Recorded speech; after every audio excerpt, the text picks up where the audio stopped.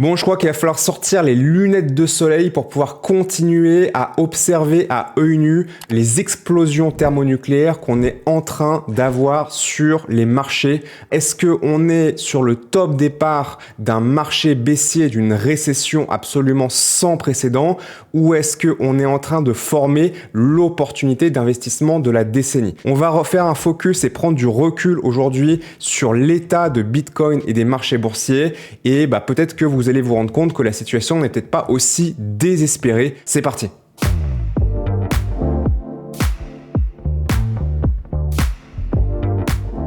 Allez, bienvenue à tous dans cette vidéo. Je m'appelle Sylvain Marche, je suis trader indépendant depuis plus de 20 ans, fondateur de Strategy, l'écosystème leader francophone pour le trading et l'investissement sur les crypto-monnaies. Pensez bien à mettre un pouce en l'air si vous appréciez ce type de contenu pour me signifier que je devrais en faire davantage. Abonnez-vous à la chaîne si ce n'est pas déjà fait pour recevoir gratuitement mes notifications de nouvelles vidéos d'analyse et d'opportunités sur Bitcoin et les crypto-monnaies. Alors, aujourd'hui, je voudrais, une fois n'est pas coutume, regarder en premier, non pas Bitcoin, non pas les crypto-monnaies, mais un graphique boursier, puisque c'est clairement actuellement ça qui est en train de diriger tout ce qui se passe sur l'intégralité des classes d'actifs mondiales.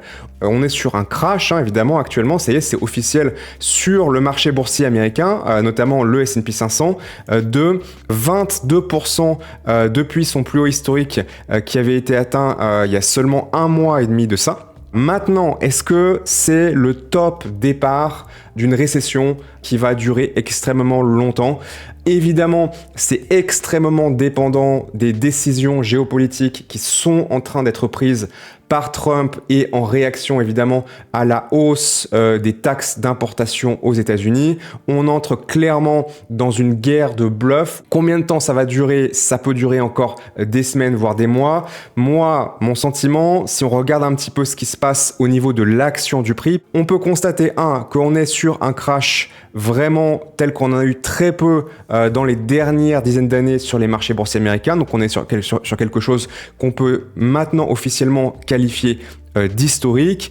Et historiquement, quand on a ce type de crash-là, eh bien, on a à minima, je dis bien à minima, un rebond qui intervient dans les jours et les semaines qui viennent.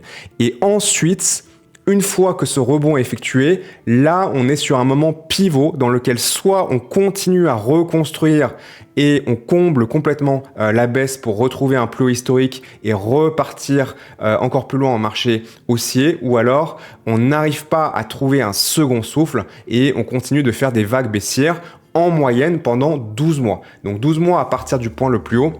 Sachant que là, on a démarré en février, ça nous amènerait à janvier ou février de l'année prochaine. Ça, on ne peut pas encore le définir maintenant. Je ne suis pas Nostradamus, je ne peux pas prédire l'avenir. Je vous donne simplement les scénarios qui vont être à surveiller. Moi, je constate également quand même qu'on atteint sur le marché boursier une poche de liquidité assez intéressante puisqu'on est en train de se poser, peut-être que ça va être traversé, mais pour l'instant on est en train d'entrer en contact, on va dire ça plutôt comme ça, sur le plus haut qui avait été atteint fin 2021. Donc on arrive progressivement sur une zone de travail, une zone potentielle de demande qui commence à être intéressante. Donc attention, il ne faut pas vendre votre maison, votre chien, votre cousine et vos enfants immédiatement pour acheter cette baisse-là. Comme dit Warren Buffett, on n'attrape pas un couteau qui tombe, mais évidemment, il faut être à l'affût de ce qui va se passer, à l'affût des opportunités, puisque c'est aussi dans ce type de marché qu'on a les meilleures opportunités. C'est toujours comme ça. C'est dans les moments où il y a le plus de peur, le plus de danger que se cachent les opportunités qu'on appelle générationnelles, c'est-à-dire qui peuvent vraiment changer votre vie si vous négociez les choses correctement.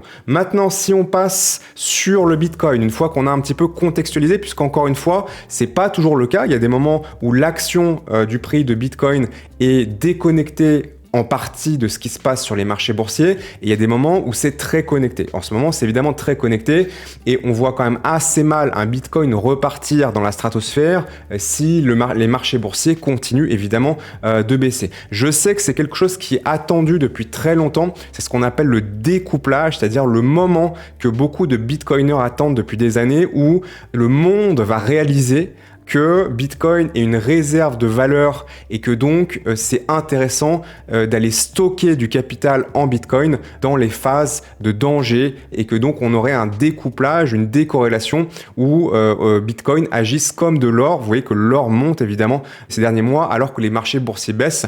On n'a pas cet effet inverse sur Bitcoin, on l'a rarement eu. Moi, j'en fais partie aussi. Hein. Je serais extrêmement heureux que on arrive à atteindre ce point-là, mais je ne peux pas prédire à l'avance quand est-ce que ça va se produire. Et je pense qu'il faut être quand même très prudent en annonçant ça y est, c'est le grand découplage, il est en train de se produire.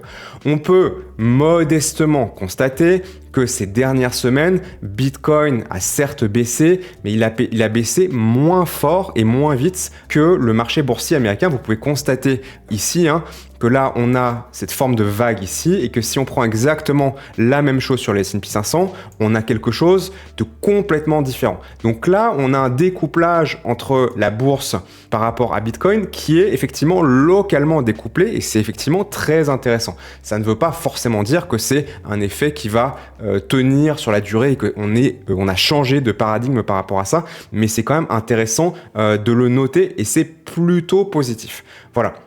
Maintenant, si on prend un petit peu plus de recul sur le Bitcoin, moi j'aime bien travailler, je crois que je vous l'avais déjà montré, avec ce grand canal qui arrive assez bien à montrer les zones de sous-valorisation et d'opportunité. Donc on voit que là, on est en train de revenir progressivement sur cette zone intermédiaire ici, qui ne représente pas les zones d'opportunité maximum, qui sont quand on est au contact avec la borne basse, la borne la plus basse de ce canal qui a plusieurs couches, mais on est sur le deuxième niveau le plus intéressant et on est en train de s'en approcher fortement, comme on l'avait eu d'ailleurs au mois d'août dernier, qui avait représenté d'ailleurs une opportunité d'achat court terme sur Bitcoin et les altcoins qui était absolument énorme, qui avait été très courte malheureusement, très violente, mais malgré tout il y avait eu des énormes multiples possiblement faisables dans cette opportunité. Et d'ailleurs on a fourni ce type d'opportunité au sein de notre salle de marché sur Stradogy. Les liens sont en description si vous voulez rejoindre notre Discord. On peut constater aussi que même si on s'en rapproche, on n'y est pas encore non plus. Alors ça ne veut pas forcément dire qu'on va forcément y aller, mais ça fait un petit peu office d'aimant. Et potentiellement, si la baisse venait à continuer, on pourrait quand même assez facilement venir faire contact avec cette oblique montante. Et là, et bien évidemment, comme je vous le disais en introduction, ce sera un moment un petit peu critique dans lequel soit on aura un rebond et un retour de l'optimisme qui pourrait entraîner vers un nouveau plus historique Bitcoin et une dernière jambe haussière comme on en a sur la dernière année de marché baissier, ou alors un changement de paradigme qui serait influencé, impacté par une baisse continue sur l'économie et sur la bourse américaine et donc mondiale, et aller chercher la borne basse de ce canal pour potentiellement avoir un point de recharge comme on en a une fois tous les 4 ans. Je ne sais pas, je ne suis pas encore une fois Nostradamus, je ne peux pas vous dire quel scénario va se produire, en tout cas c'est ça que moi je vais observer. Je sais que ça commence à être vraiment pénible, je vois un sentiment très très négatif actuellement auprès des investisseurs crypto et Bitcoin. Je pense qu'il faut quand même relativiser les choses. Les raisons qui ont provoqué cette baisse des marchés boursiers, ce sont des décisions qui ont été prises rapidement, mais qui donc peuvent être aussi inversées très rapidement.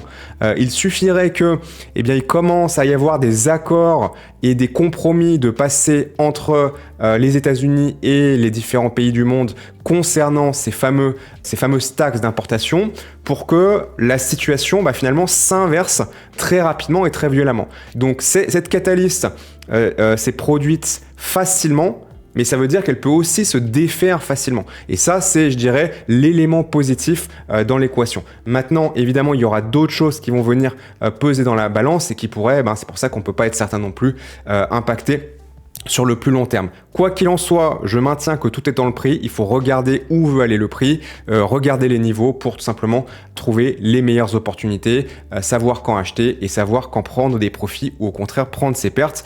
On vous enseigne tout ça dans la salle de marché et bien plus. Ne quittez pas cette vidéo sans mettre un pouce en l'air si vous l'avez apprécié. Abonnez-vous à la chaîne avant d'oublier pour recevoir automatiquement et gratuitement mes mises à jour de marché et opportunités principalement autour de Bitcoin et des crypto-monnaies. Je vous retrouve dans une prochaine vidéo. À très bientôt. Salut!